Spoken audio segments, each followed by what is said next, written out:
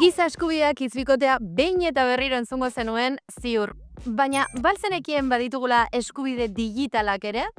Giza eskubideen luzapen edo aldaera bat dira eta espazio digitalean garatzen dira. Bertan betetzen dira eta baita urratu ere. Baina hori bai, digitala ez den gure bizitzako beste alorretan ere eragiten dute. Dela osasun emozionalean, dela norberaren egoera ekonomikoan, besteak beste. Ez da kontzeptu abstraktu bat soilik, gure bizitza errealean eragiten duten eskubideak dira. Zure informazioa nork erabiltzen duen, zer iragarki jasotzen duzun, nola zauden kontrolatuta, hori guztia eskubide digitalen parte da. Baina zeintzuk dira zehazki eskubide horiek?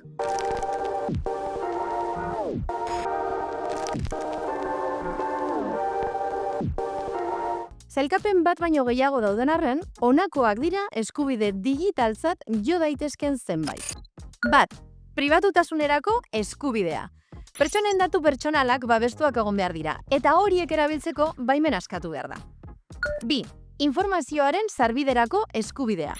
Pertsona orok izan behar du internet bidez informazioa eskuratzeko aukera, zentzurarik gabe. Hiru, adierazpen askatasunerako eskubidea. Interneten iritzia askatasunez adierazteko eskubidea, beti ere legea eta beste pertsonen eskubideak errespetatuz. Lau, hezkuntza digitalerako eskubidea. Pertsona guztiek teknologia digitalei buruzko prestakuntza jasotzeko eskubidea dute, gaitasun digitalak garatzeko. Bost, zibersegurtasunerako eskubidea. Pertsonak babestuta egon behar dira zibererasoen, iruzurren eta abusu digitalen aurka. 6. Internetera konektatzeko eskubidea. Gizarte inklusibo batean, pertsona guztiek izan behar lukete konektibitate digitala eskuratzeko aukera. 7. Ahaztua izateko eskubidea. Norberaren datu pertsonalak ahaztuak eta ezabatuak izateko eskubidea. 8. Algoritmoen gardentasuna. Algoritmoen funtzionamendua ezagutzeko eskubidea ere badugu. Eta azkenik 9, deskonexiorako eskubidea. Lan orduetatik kanpo, laneko mezu digitalak ez jasotzeko eskubidea. Asko dira, baina noski eskubide horiek zerrendatzeak ez du beteko direnik bermatzen. Herrialde eta erakunde batzuek serio hartu duten gaia da, eta beste batzuek aldiz apenas jartzen dute baliabiderik eskubide horiek urratu ez daitezen. Munduko txoko batetik bestera, hortaz, eskubide horiek duten garapen maila oso desorekatua da. Honakoak dira adibide batzuk. Europar Batasuna.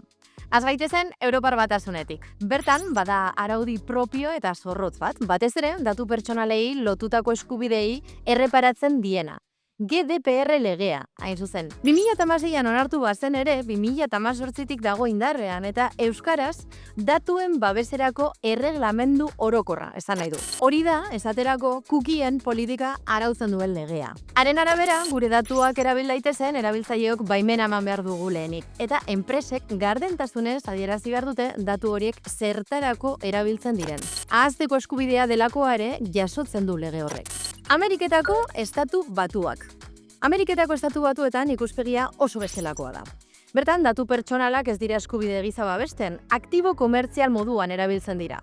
Enpresa handiek askatasuna dute informazio pertsonala jasotzeko, ustiatzeko eta saltzeko. Ez dago lege federal bateraturik datuen babeserako eta hortaz, erabiltzailearen babesa enpresen gardentasun politikaren esku geratzen da askotan. Horrek esan nahi du, bertan, zure jarduera digitalaren zati handia negozio bihurtzen dela eta askotan horretarako baimenik eskatu gabe. Txina. Txinaren kasua aldiz ezberdina da.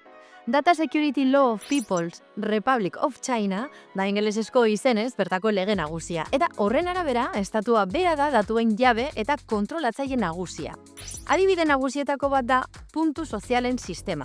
Non, herritarren portaera digitala puntuatu egiten den, herritarrak mailakatuz. Bai, Black Mirrorren atal horretan bezalaze. Bestetik, zentzura aktiboa oso hedatuta dago. Adierazpen askatasuna mugatua da, edukien kontrola sistematikoa, eta plataforma teknologikoak, batez ere WeChat, TikTok, Baidu, estatuaren kontrol zorrotzaren pean daude. Txinako ikuspegia argia da. Segurtasunaren eta ordena publikoaren izenean, informazioaren kontrola estatuaren esku egon behar da. Eta hori, norbanakoen eskubide digitalen gainetik kokatzen du Txinak. Mundu mailako 3 potentzia handiren politikak dira hauek, baina zoom eginez gero, badira eredu interesgarriak han hemen. Estonian adibidez. Bertan, gobernuak Digital First politika aplikatzen du eta digitalak dira instituzioekin egin beharreko tramite eta komunikazioen 189. Horrekin batera, interneterako sarbidea herritar guztiei bermatzeko neurriak hartu dituzte. Dena den, nabarmenena datuak kudeatzeko duten politika da. Estonian ez dago datu base zentralizatu bakar bat. Horren ordez, X-Road izeneko sistema federatua erabiltzen dute. Datuak banatuta daude hainbat sistema eta instituzioaren artean, eta norbaitek zure datuak kontsultatzen baditu, automatikoki jasotzen duzu jakinarazpen bat. Horrek, segurtasuna eta erabiltzailearen kontrola uztartzen ditu. Aztertzeko moduko herrialde gehiago ere badaude. Hego Korea, Kanada, horiek ere lege sistema propioa dute berezitasunekin. Baina, denez dizut nik esango, ezta? Gehiago jakin nahi baduzu, arakatu. Baina, amaitu horretik, azken oharra botako dizut. Eskubide digitalak ez dira etorkizuneko luxu bat. Gaur egungo giza eskubideak dira, eta horiek defendatzea gure ardura ere bada. Bai, gailu digitaletan eta baita pantailaren beste aldean ere.